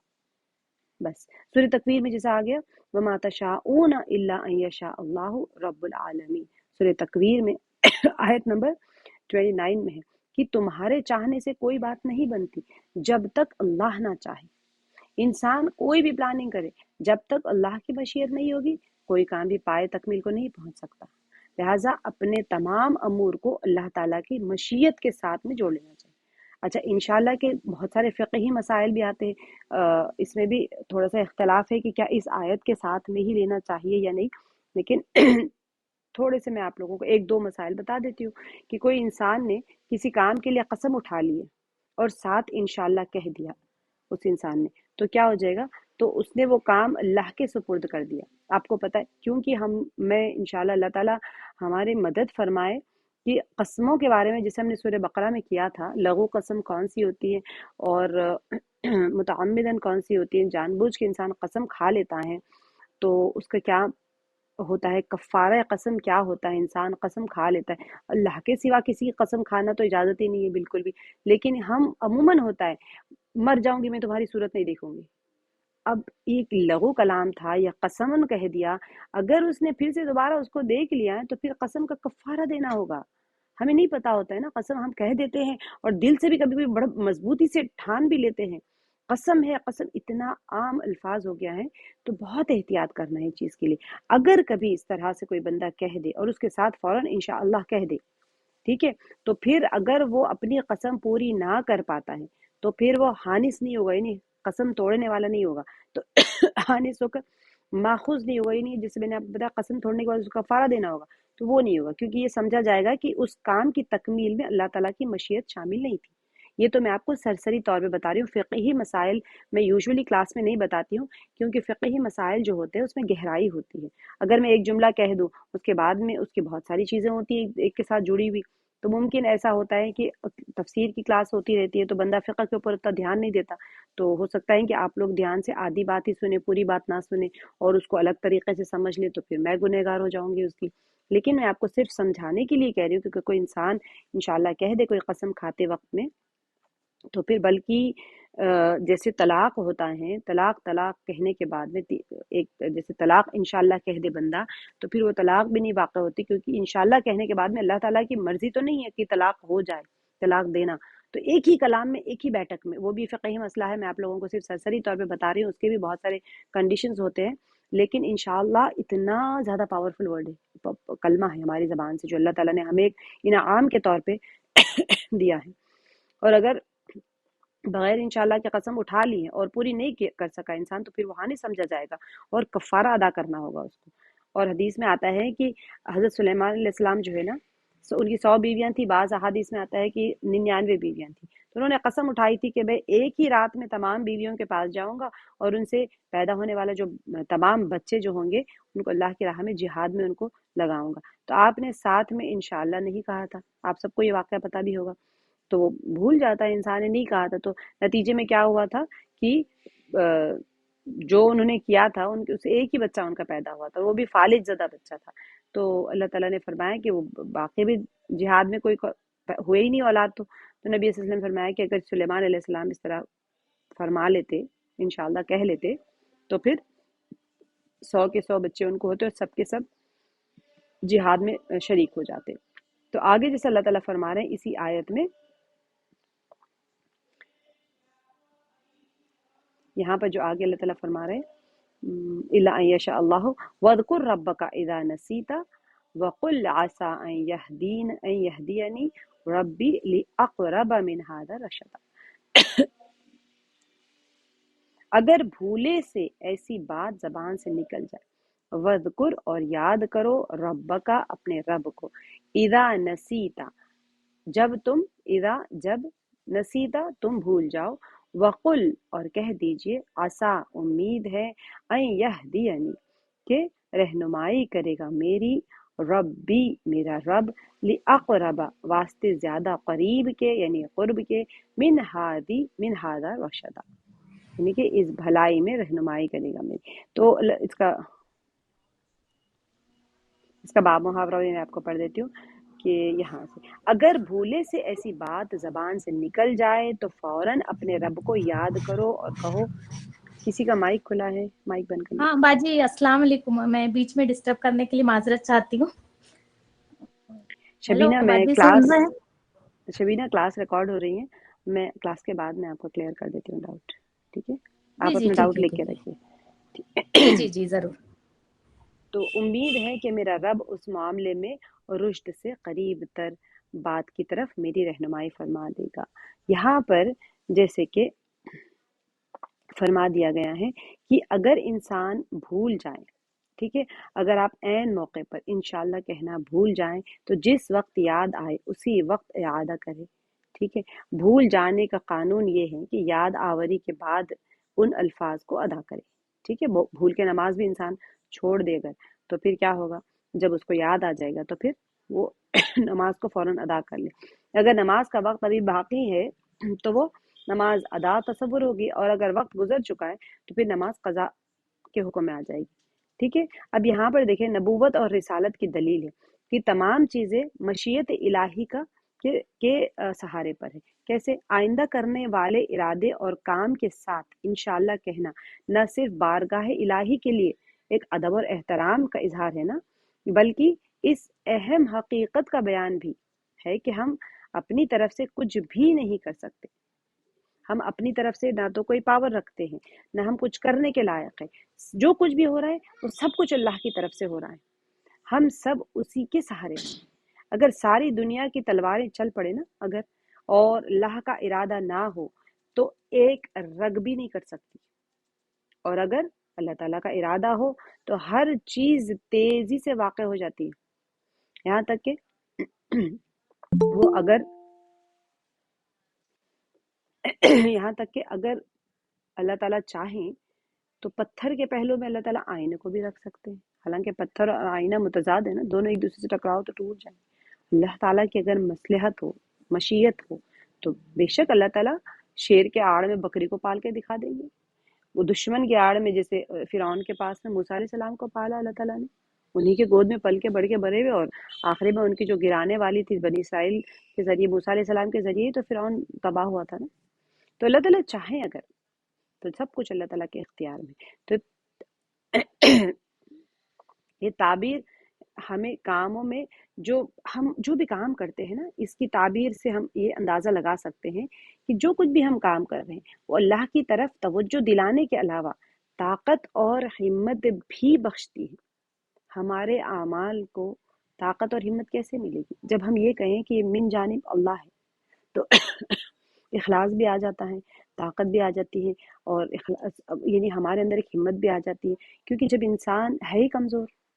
اب جب بےکس اور کمزور اپنی بےکسی اور کمزوری کو ظاہر کرتا ہے تو وہ ایک طاقتور محسوس کرنے لگتا ہے اپنے آپ کو۔ اب بےکس ہے، کمزور ہے، اب وہ بار بار چلا چلا کر کہتا ہے کہ میں ایسا ہوں، میں ویسا ہوں، میں یہ ہوں، میں وہ، اس کو پتا ہوتا ہے اندر سے کہ میں کچھ نہیں ہوں، تو وہ اور اندر سے کمزور محسوس کرتا ہے۔ تو اسی لیے اللہ تعالیٰ فرما رہے ہیں کہ انسان کی کمزوری اللہ تعالیٰ کو پتا ہے، تو انسان کی جو عمل ہے نا، اس کی پاکیزگی اور صحت کی دعوت بھی اسی سے ہوتی ہے ہمیں۔ یہ جو انشاءاللہ کہنا ہے، اگر ہم بھول جائیں تو بعد میں کہہ لیں، لیکن ہمارے جتنے اعمال ہیں وہ اس اس کو پاکیزگی بھی اسی سے ہوتی ہے، اس کو صحت بھی اسی سے عطا ہوتی ہے، اور ہمارے اپنے جتنے بھی اندر سے طاقت ہے، ہمت ہے، وہ بھی اسی سے ہمیں ملتے ہیں۔ تو جو چند روایت میں ہے کہ اگر کوئی شخص آئندہ کے بارے میں کوئی بات انشاءاللہ کے بغیر کہے، بہت ہی سخت بات ہے، اگر کوئی انسان انشاءاللہ نہ کہے تو اللہ تعالیٰ اسے اس کی حالت پر چھوڑ دیتے ہیں اور اپنی حمایت اس سے اٹھا لیتے ہیں۔ ہمارے لیے تو بہت ہی سخت بات ہے نا۔ تو ہر کام جو ہم کوشش کریں اس کے لیے ہمیں مکمل طور پہ یقین کے ساتھ میں یہ کہنا چاہیے کہ انشاءاللہ اللہ نے چاہا تو یہ ہوگا، ورنہ ہماری عاجزی اور ہماری جو کمزوری، ہماری انکساری اسی سے ظاہر ہوتی ہے کہ ہمارے ہاتھ میں کچھ نہیں ہے، جو کچھ ہوتا ہے اللہ کی طرف سے ہوتا ہے۔ آگے کی آیت ہے وَلَبِثُوا فِي كَهْفِهِمْ 300 سِنِينَ وَازْدَادُوا تِسْعًا۔ اچھا یہ والی اب ہم نے کیا دیکھا تھا، زمانے کے اوپر بحث ہو چکی ہے، اصحاب کہف کی کہ کتنے سال کس زمانے کے تھے وہ، اور پھر اس کے بعد میں ہم نے دیکھا کہ ان کی تعداد کے اوپر ہوا کہ بھئی وہ 3 تھے، چوتھا ان کا کتا تھا، 5 تھے، چھٹا ان کا کتا تھا، 7۔ تو جو قول جو قرآن پاک سے فرمایا جا رہا ہے کہ 7 تھے، 8واں ان کا کتا تھا، اس کے اندر مفسرین کے بہت سارے اقوال ہے کہ وہ 7 ہی تھے اور 8واں ان کا کتا تھا۔ اس آیت کے ٹکڑے سے اسی طرف اشارہ ملتا ہے، لیکن اب وہ کتنا ٹائم رہے اس کے اوپر پھر بحث ہے۔ وَلَبِثُوا فِي كَهْفِهِمْ، اور وہ اپنے غار میں 300 سال رہے، 300 سنین، 300 مئتین کہتے ہیں 100 کو، ٹھیک ہے، سنین کہتے ہیں سال کو۔ ابھی جب صرف 300 آیا تھا نا، تو اب یہ یہاں پر 300 دن تھے، 300 مہینے تھے، 300 ہفتے تھے، جیسے سنین آ گیا تو مطلب وہ سال تھے۔ آگے اللہ تعالیٰ فرما رہے ہیں وَازْدَادُوا تِسْعًا، اور وہ بڑھ گئے 9 سال، ٹھیک ہے، کچھ لوگ مدت کے شمار میں 9 سال اور بڑھ گئے۔ اچھا یہاں پر پھر اختلاف آ گیا مفسرین کا کہ 300 ہے آیت میں، اور پھر بعد میں اللہ تعالیٰ خود فرما رہے ہیں کہ 9 سال اور، تو تو یہ اصحاب کہف کی نیند کا جو ٹائم پیریڈ ہے اس کو یہاں ظاہر کیا جا رہا ہے۔ اب جو گزشتہ آیات میں جو ہم نے دیکھ لیا تھا کہ اصحاب کہف کی نیند بہت لمبی تھی، اجمالی طور پہ اللہ تعالیٰ نے بتا دیا کہ بہت لمبی نیند تک وہ عرصے تک وہ سوتے رہے۔ اب یہ بات ہر کسی کی جستجو کو ابھارتی ہے کہ بھئی اچھا اگر بہت لمبی نیند سوئے تو کتنے سال سوئے وہ، جیسے آپس میں بھی وہ لوگ کہہ رہے تھے نا کہ ہم 1 دن سوئے یا آدھا دن سوئے یا کتنا ٹائم سوئے۔ جب وہ باہر گئے تو ان کو سب پتہ چلا، یہ سارا کچھ ان کے ساتھ ہوا تھا، آیت میں تو نہیں تھا پیچھے۔ آگے اب یہاں پر اللہ تعالیٰ آیت میں اس چیز کو کھول رہے ہیں کہ وہ کتنے برس سوئے رہے۔ تو ان آیت میں اللہ تعالیٰ نے وہ جو ان کا جو تردد تھا، لوگوں کے اندر جو ایک شک تھا، کیا تھا، کدھر تھا، لوگوں کے اندر جو جستجو تھی، اس کا اللہ تعالیٰ یہاں پر جواب دے رہے ہیں۔ اب ارشاد ہوتا ہے کہ وہ اپنی غار میں 300 سے 9 برس زیادہ سوئے رہے، تو اس لحاظ سے وہ ٹوٹل 309 سال رہے۔ اب اس کے اندر مفسرین کا قول ہے کہ بعض لوگوں نے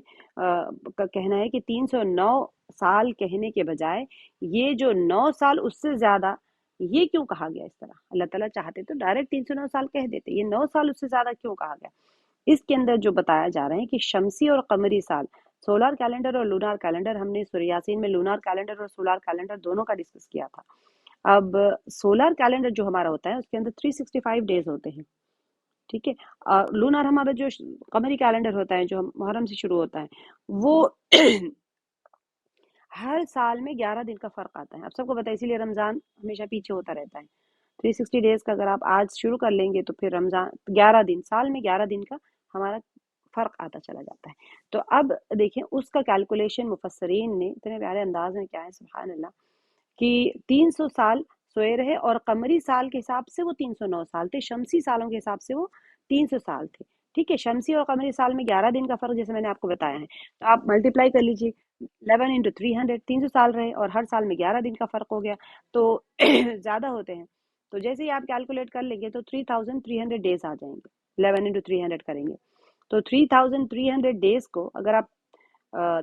ہمارے جو 360 سال کے جتنے بھی دن آپ کے پاس ہیں اس سے ڈیوائڈ کر دیں گے تو 9 سال کچھ مہینے آئیں گے، ٹھیک ہے۔ تو شمسی سال 300 ہے اور قمری سال 309 سال ہے، 9 سال اور کچھ مہینے ہیں تو اس کو راؤنڈ آف کیا جاتا ہے عموماً. دیکھیں میں نے آپ کو جیسے بتایا تھا کہ یہ قرآن پاک جو ہے کوئی ہسٹری کی کتاب نہیں ہے، کوئی کیلکولیشن کی، یہ ہدایت کی کتاب ہے. تو اس کے اندر اجمالی طور پہ ایک رف آئیڈیا دیا جاتا ہے. اب مہینے، دن، سال، سیکنڈ اس طرح نہیں ہے. تو 309 سال جو ہے وہ اس میں سے 300 سال شمسی سال ہے، اور 300 یہ جو 9 ایکسٹرا ہے وہ قمری سال کے حساب سے 9 سال ایکسٹرا ہو گئے. اسی لیے زکوٰۃ کے معاملے میں جب دیا جاتا ہے نا تو لونار کیلنڈر کے حساب سے دینا ہے، کیونکہ ٹائم میں فرق آ جاتا ہے. دیکھیں اب 300 سال اگر آپ لے لیں، خیر کسی کا تو نہیں ہوتا، لیکن 9 سال کا فرق آ گیا نا، تو 9 سال کی زکوٰۃ باقی رہ گئی کسی کے اوپر اگر اس طرح سے کریں تو ایسا کچھ ہوتا ہے ہر 15 سال میں 1 سال کا اضافہ ہوتا ہے. ایسے کیلکولیشن میں دیکھیں گے تو آپ لوگ کو بھی اندازہ ہوگا، میں بھول گئی ہوں. لیکن وہ چیز بہت امپورٹنٹ ہے، اسی لیے زکوٰۃ جو ہے لونار کیلنڈر کے حساب سے دینی چاہیے، سولار کیلنڈر سے نیچے. آپ کہیں کہ جنوری ٹو جنوری میں حساب کر لوں گی تو 11 دن کا فرق آتا چلے جائے گا. جیسے جیسے 11 دن کا آئے گا 10-15 سال میں، تو پھر آپ کو 1 سال کا فرق آ جائے گا. تو 1 سال کی پوری زکوٰۃ آپ کے وزن میں رہ جائے گی. تو آگے کی جو آیت ہے قل اللہ اعلم بما لبثوا، اللہ تعالیٰ فرما رہے ہیں اچھا دن بھی بتا دیا، سال بھی بتا دیا، ایکسٹرا بھی بتا دیا، سارا کچھ کہنے کے بعد بھی اللہ تعالیٰ فرما رہے ہیں قل اللہ اعلم بما لبثوا، کہہ دیجئے کہ اللہ زیادہ جانتا ہے. ٹھیک ہے، قل آپ کہہ دیجئے، نبی صلی اللہ علیہ وسلم سے فرمایا جا رہا ہے اللہ اعلم، اللہ تعالیٰ زیادہ جانتے ہیں، بما لبثوا،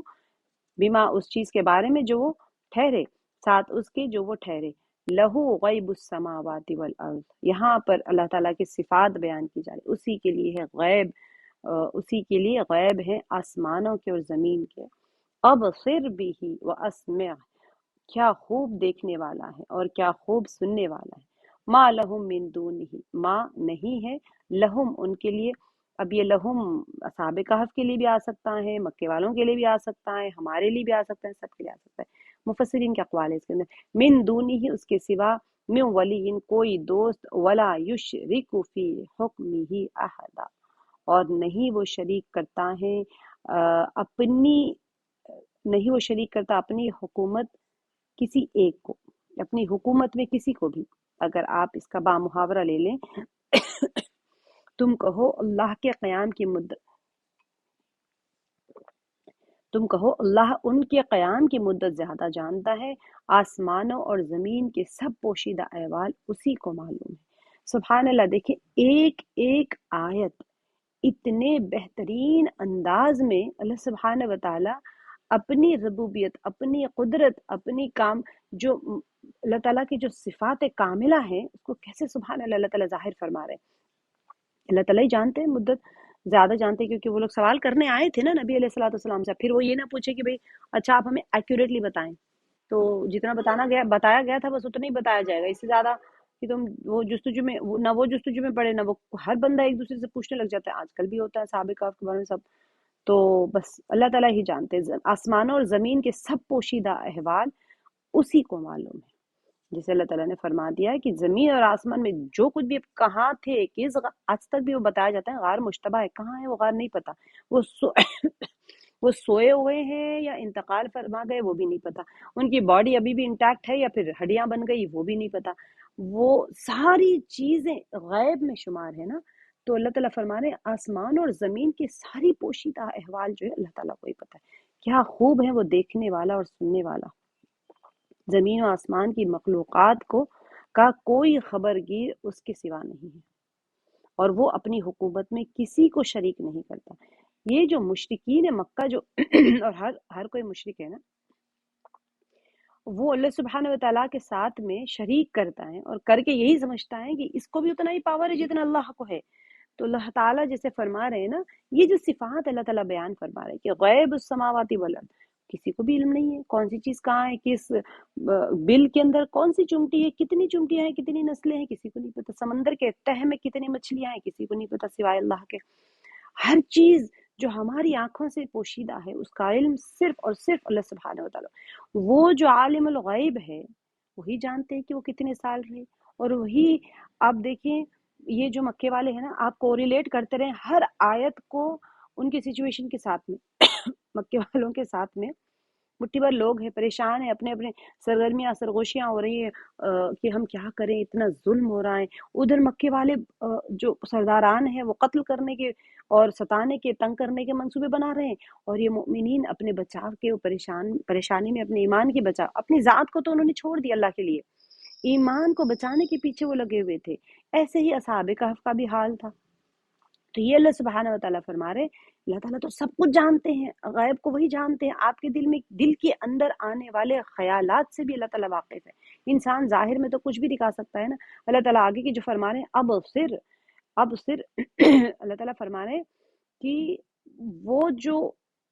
کیا خوب دیکھنے والا ہے۔ دیکھنے کے لیے انسان کو 3 چیزوں کی ضرورت پڑتی ہے، آنکھ چاہیے، آنکھ میں بینائی چاہیے، اور روشنی چاہیے، اور بلکہ چوتھی چیز جو ہوتی ہے دیکھنے کی شے بھی چاہیے، وہاں پر آپ کے سامنے ہونی چاہیے نا کوئی چیز۔ آپ کی آنکھ ہے، کسی کی آنکھ میں بینائی نہیں ہوتی، جو دیکھنے کی بصیرت ہوتی ہے وہی نہیں ہوتی ہے، بصارت جو ساری آنکھ ہے لیکن بینائی نہیں ہے اس کے اندر، تو دیکھ نہیں سکتا بندہ۔ اندھیرا ہے تو نہیں دیکھ سکتا بندہ، وہاں روشنی بھی چاہیے اس کو، اور جس چیز کو وہ دیکھ رہا ہے وہ بھی تو موجود ہو وہاں پر۔ اللہ سبحانہ وتعالیٰ کو دیکھنے کے لیے کسی چیز کی ضرورت نہیں، نہ آنکھ کی ضرورت ہے، نہ بینائی کی ضرورت ہے، نہ روشنی کی ضرورت ہے، نہ شے کی ضرورت ہے جس کو وہ دیکھنا چاہتے ہیں۔ اللہ تعالیٰ تو پوشیدہ کو جانتے ہیں، ایسا دیکھتے ہیں کہ کوئی نہیں دیکھ سکتا، ایسا جانتے ہیں کہ کوئی نہیں جان سکتا۔ کالے پہاڑ کے اوپر رات کے اندھیرے میں کالی چمٹی جو چل رہی ہیں، اس کے چلنے کے قدموں کے نشان کو بھی جانتے ہیں، اور سننے والی ذات ایسی ہے، اسمع جو اللہ تعالیٰ فرما رہے کیا خوب سننے والا ہے۔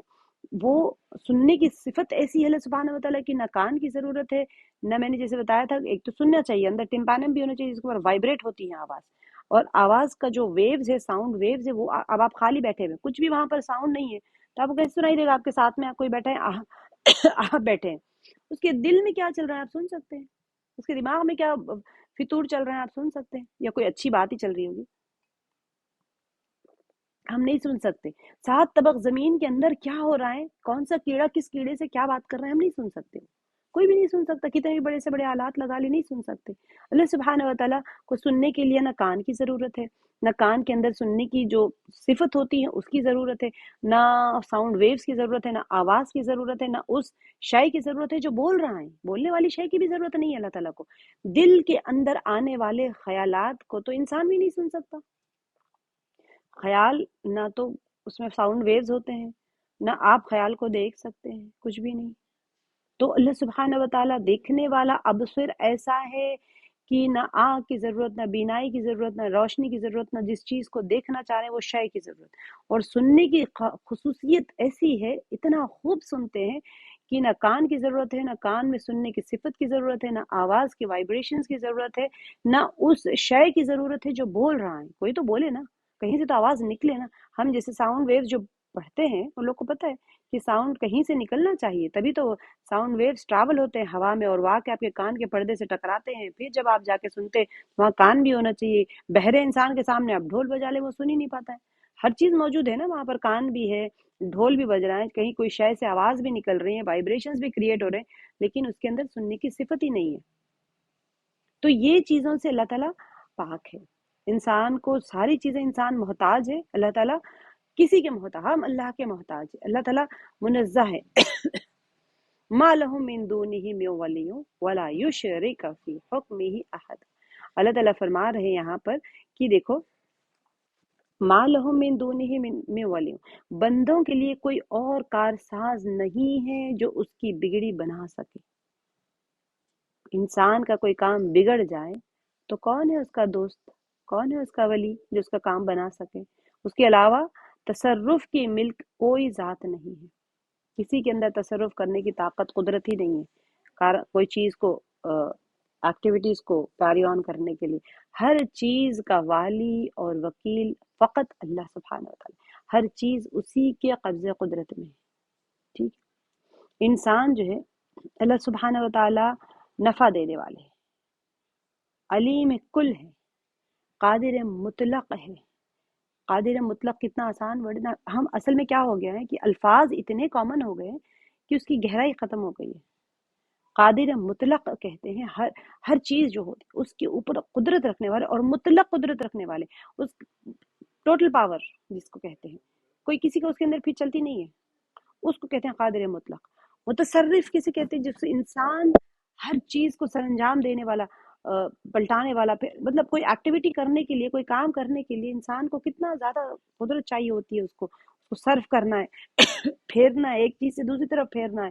تو یہ تمام جو تصرفات ہو رہے ہیں زمین کے اندر، بارش کا ہونا، سورج کا نکلنا، چاند کا نکلنا، ہوایوں کا چلنا، زمین میں سے کمپل، اور سب ایک ایٹ اے ٹائم ہو رہے ہیں۔ بچے بھی پیدا ہو رہے ہیں، بوڑھے بھی مر رہے ہیں، کوئی جوان بوڑھا ہو رہا ہے، کوئی بوڑھا بچہ پیدا ہو رہا ہے، کوئی بوڑھا مر رہا ہے، کسی کی تدفین ہو رہی ہے، کسی کی مغفرت ہو رہی ہے، کوئی خوشیاں ہو رہی ہیں، کوئی غمی ہو رہی ہے، کوئی رو رو کے اللہ سے مانگ رہے ہیں، کوئی چپ کے مانگ رہا ہے۔ یہ ساری چیزوں کو ایٹ اے ٹائم کنٹرول ہو رہا ہے۔ اس میں ایسا نہیں ہے کہ ارے بھائی یہاں شادی ہے تو کسی کے، جیسا ہوتا ہے ہماری زندگیوں میں ایک کام ہو رہا ہے تو دوسرا کام رک جاتا ہے، یہ کائنات میں کوئی چیز نہیں رک رہی ہے، سب ہو رہا ہے۔ اور اللہ تعالیٰ مدبر ہے، ہر کام کی تدبیر فرمانے والے۔ ہمیں وہ نہیں عطا کر دیتے جو ہم مانگتے ہیں، اللہ تعالیٰ ہمیں وہ عطا کرتے ہیں جو ہمارے لیے بہتر ہے۔ کتنی بڑی تدبیر ہے نا اس میں، کہ ہر بچہ، اب 10 بچے 100 بچے بیٹھے ہیں، سب ایک ساتھ چلا رہے ہیں، تو آپ کیا کریں؟ چلو بھائی جو جس کو جو ضرورت ہے پکڑا دو پکڑا دو پکڑا دو، وہ کبھی کوئی مانگ رہا ہے، کبھی کوئی مانگ رہا ہے، کبھی کچھ مانگ رہا ہے، سب کو پکڑاؤ اور سب کو چپ کراؤ۔ ایسے نہیں ہے، اللہ سبحانہ وتعالیٰ ہر کوئی مانگ رہے اللہ سے، اور ہر کسی کو اللہ تعالیٰ وہ عطا کر رہے ہیں جو اس کے لیے بہتر ہے۔ یہ نہیں کہ وہ جو مانگ رہا ہے، کیونکہ اللہ تعالیٰ کو پتہ ہے کہ دیکھو یہ جو مانگ رہا ہے یہ اس کے لیے نقصان دہ ہے، فوراً کا فوراً فیصلے ہو رہے ہیں، تدبر ہو رہا ہے وہاں پر، اور سبحانہ وتعالیٰ سارے کاموں کی تصرف فرما رہے ہیں۔ یہ صفات جو ہے یہ صرف اور صرف مالک کل میں ہو سکتے ہیں، جو قادر مطلق میں ہو سکتے ہیں، باقی کسی میں ہو ہی نہیں سکتے۔ تو اللہ تعالیٰ فرما رہے ہیں دیکھو اسی لیے تو تم کیسے شریک کر سکتے ہو؟ نہ تمہیں شریک کرنا چاہیے، نہ اللہ تعالیٰ نے کسی کے اپنے ساتھ میں شریک کیا ہوا ہے۔ جو ابنیت کا انہوں نے، جو ولدیت کا جو انہوں نے ایک عقیدہ بنا کے رکھا ہوا تھا، اور شرک جو کر رہے تھے نا، آگے اللہ تعالیٰ فرما رہے ہیں کہ وَلَا يُشْرِكُ فِي حُكْمِهِ أَحَدًا، وہ اپنے فیصلے اور حکم میں کسی دوسرے کو شریک نہیں کرتا۔ کیونکہ شرکت کب کیا جاتی ہے؟ انسان کب شریک بناتا ہے اپنے ساتھ میں کسی کو؟ کہ وہ خود نہیں مینیج کر سکتا تھا، وہ کہتے ہیں بھائی تم بھی کر لو، تم بھی کر لو، تم بھی کر لو، 2 4 لوگ میرا ساتھ دے لو، کیونکہ میں اکیلا نہیں مینیج کر سکتا۔ ایک کسی کو ٹوینس ہو جاتے ہیں، ٹرپلٹس ہو جاتے ہیں، ایک اکیلی ماں ہوتی ہے اپنے بچے کو سنبھال لیتی ہے، ٹوینس ہو گئے، ٹرپلٹس ہو گئے، وہ کہتی ہے بھائی کوئی اور بھی سنبھال لو، میرے بچے کو ایک ساتھ سب روتے ہیں، میں نہیں سنبھال سکتی۔ تو انسان محتاج ہو کے اپنے ساتھ کسی کو شریک کر لیتا ہے، بھائی سب لوگ کوئی نہ کوئی میری مدد کر لے۔ اللہ سبحانہ وتعالیٰ کسی کے محتاج نہیں ہے، لہٰذا ہر چیز کا فیصلہ بھی وہ خود کرتے ہیں۔ انسان سمجھنے کے لیے میں بتا رہا ہوں، انسان کو اور اللہ سبحانہ وتعالیٰ کا صرف سمجھنے کے لیے میں آپ لوگوں کو بتا رہی ہوں۔ ہم تو اپنی عقل سے، اللہ تعالیٰ، ہماری عقلیں ایسی ہے نا، ہم نے اللہ کی رحمت کو بھی اپنی عقلوں میں سمیٹ لیا ہے، اللہ تعالیٰ کی مغفرت کو بھی اپنی عقلوں میں سمیٹ لیا ہے۔ ہم سوچتے ہیں اللہ تعالیٰ کتنے ارحم الراحمین ہیں، ہم جتنا سوچ رہے اتنے ہی ہیں، اللہ کتنا معاف کرتے ہیں، ہم جتنا سوچ رہے اتنا ہی معاف کرتے ہیں۔ اللہ تعالیٰ تو ایسے نہیں ہے، اللہ تعالیٰ مغفرت کرنے آؤ تو زندگی بھر کے 100 سال کا گنہگار، جس کے گناہ عرش تک چلے جائیں، زمین سے عرش تک چلے جائیں، گناہ اتنے ہو اس کے دل سے ایک ہائے نکل جائے، بس اللہ تعالیٰ اس کے سب گناہ معاف فرما دیتے ہیں۔ اللہ کی مغفرت انسان کے کمزور ذہن میں آ ہی نہیں سکتی، اللہ کی رحمت انسان کے ذہن میں سما نہیں سکتی۔ ہم اپنی سوچ کے حساب سے ہر پیمانے کو طے کرتے ہیں، اللہ تعالیٰ ویسے نہیں ہے۔ اللہ سبحانہ وتعالیٰ فرما رہے ہیں کہ اللہ تعالیٰ نے اپنی صفت خود بیان کر دی، اس کا ہر فیصلہ اپنی مشیت کے مطابق ہوتا ہے۔ اگر کوئی شخص اللہ تعالیٰ کے فیصلے میں کسی دوسرے کو شریک بنائے گا تو وہ مشرک بن جائے گا، حکم صرف اللہ کا ہوتا ہے۔ یہ جو آیت میں اللہ سبحانہ وتعالیٰ نے فرما دیا ہے کہ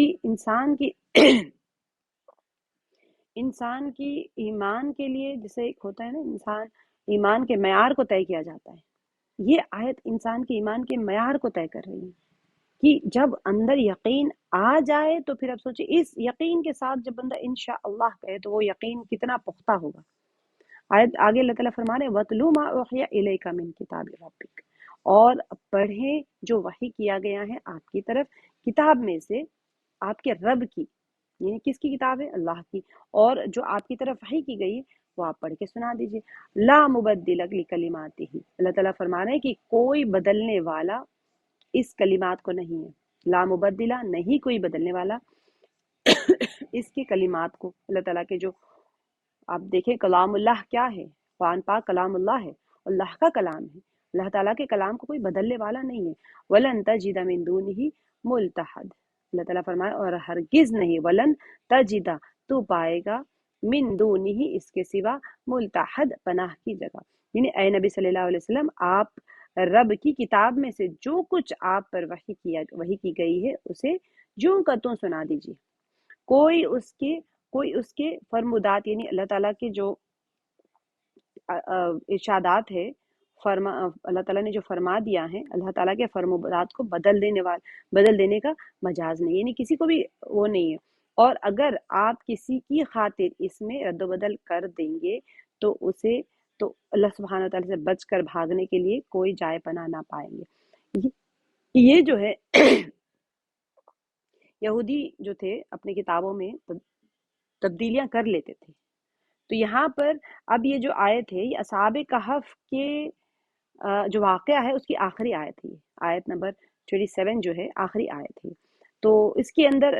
کس کی طرف اشارہ کیا جا رہا ہے؟ نبی علیہ السلام کی طرف اشارہ کیا جا رہا ہے، اور اشارہ کر کے فرمایا جا رہا ہے کہ جو کچھ اللہ کی کتاب میں سے آپ علیہ الصلوۃ والسلام پر وحی کی گئی ہے نا، اس کی تلاوت کریے، اور ادھر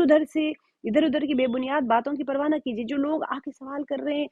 سارے جو چل رہا ہے نا اصحاب کہف کا واقعہ، آپ سوچیں کیسا ماحول تھا ہوگا مکے میں، یہ کہاں آیتیں اتر رہی ہیں، ان کے اندر سرگوشیاں ہو رہی ہیں، سارا کچھ ہو رہا ہے۔ تو اللہ تعالیٰ یہاں پر ایک سٹامپ لگا کے اصحاب کہف کے واقعے کو اینڈ کر رہے ہیں، اسی سٹامپ کے سیل ہو جاتا ہے نا، لفافے میں ہم ساری چیزیں رکھتے ہیں اس کے اوپر ایک سیل لگا دیتے ہیں، جیسے پوسٹ یا گورنمنٹ کی سیل ہوتی ہے، بس خلاص یہ سیل لگ رہی ہے یہاں پر۔ اصحاب کہف کا واقعہ یہاں پر ختم ہوتا ہے، کیونکہ کوئی چیز اس کی باتوں کو بدل نہیں سکتی، جو چاہے وہ زمانے کے اعتبار سے، تعداد کے اعتبار سے، یا پھر سال کے اعتبار سے، کسی بھی اعتبار سے اب یہاں کوئی چیز نہیں بدلنے والی۔ اب 309 سال سے 300 نہیں ہو جائیں گے، کچھ بھی نہیں ہوگا اب یہاں پر 10-12 نہیں ہو جائیں گے، کچھ نہیں، اب وہی یہاں سے یہ واقعہ ختم، سیل۔ اب جو ہو گیا ہو گیا، اب آپ یہی بتا دیجیے گا، ان کو جو بھی پوچھنے آئیں گے ان کو یہی واقعہ بتا دینا ہے، بس ختم۔ اللہ کا علم اور کلام بندوں کے علم اور کلام کی طرح نہیں ہے کہ جو ہر روز نئے انکشافات جو ہوتے ہیں، ہمارے پاس کچھ ایک نئی چیز آ گئی تو ہم ایک نئی بات بولنے لگ جاتے ہیں، اور جو کچھ بھی ہوتا ہے ہم کوئی نئی بات سے آگاہ ہو گئے تو پھر ہماری بات کل کی بات آج بدل جاتی ہے۔ تو اللہ تعالیٰ فرما رہے ہیں کہ دیکھو یہ اللہ کا کلام ہے، یہ بندوں کی باتوں کی طرح نہیں ہے کہ آج ایک ہو گیا، کل ایک ہو گیا، کل کچھ اور بتا دیا جائے گا۔ جو اصحاب کہف کا واقعہ پوچھنا ہے ختم،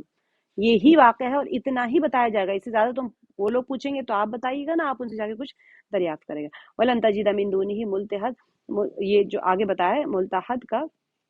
اس کی وجہ کیا ہے؟ آپ کو اللہ سبحانہ وتعالیٰ کے علاوہ اور کوئی پناہ گاہ نہیں ملے گی۔ یہ نبی صلی اللہ علیہ وسلم کو فرما کے سب کو تنبیہ فرماتی جا رہی ہے کہ تم اس کے اندر رد و بدل کر کے کہانی کو وہ ہوتا نا، یہودیوں کا ایک عام رواج بن چکا تھا کہ اس کے اندر تھوڑی تھوڑی یہ کر کے تبدیلیاں کر کے کہانی کو بدل لینا، تو بس بتا دیا گیا۔ لحد کہتے ہیں اس گڑھے کے جو معنی میں، جو ہم کہتے ہیں نا قبر کے اندر ایک لحد بنائی جاتی ہے، تو اسی لیے فرما دیا کہ وہ اس سے کیا ہوتا ہے کہ ملتحد اس جگہ کو کہتے ہیں جس کی طرف انسان مائل ہو، یعنی بعد میں یہ لفظ اب کیا ہو گیا کہ ملجا اور پناہ گاہ کے معنی میں بھی استعمال ہونے لگا۔ جو قبر کے اندر کا جو لحد ہے تو پناہ گاہ ہے نا وہ میت کے لیے، ایسے ہی انسان کے لیے بھی ہوتا ہے ملتحد استعمال ہونے لگا۔ تو اگر کوئی بندہ اللہ کے کلام کو تبدیل کرنے کی کوشش کرے تو پھر اس کی کوئی کیسے پناہ گاہ ہو سکتی ہے اللہ کے سوا؟ اب یہ جو آگے کی 4 آیتیں ہیں انشاءاللہ ہم اس کو کل کریں گے، 28، 29، 30، 31۔ اس کے اندر بلکہ میں آج چاہ رہی تھی کر لوں، لیکن اس کا شان نزول بھی ہے، اور اس کے 4 آیتوں کے بعد میں ہم باغ والوں کا اس کے اندر قصہ شروع ہوگا، تو انشاءاللہ ہم اس کو کل کریں گے۔ یہ 4 آیتوں کے بعد میں باغ والوں کا قصہ آئے گا، تو انشاءاللہ ہم اس کو کل کریں گے۔ امید ہے کہ آپ لوگوں کو یہ پورے کا پورا اصحاب کہف کا واقعہ 27 آیات کے ساتھ سیل ختم۔ اب کل 4 آیتیں کریں گے جس کے اندر جنت دوزخ کے بارے میں، جنتی جو نیک عمل کرنے والے ہیں اور جو گنہگار ہیں ان کو جنت اور دوزخ کی تنبیہات بتا دی جائے گی، اور آگے جا کے اصحاب جو باغ والے ہیں ان کا واقعہ انشاءاللہ کل ہم لوگ کریں گے، جس کے اندر آپ لوگ دیکھیں گے کہ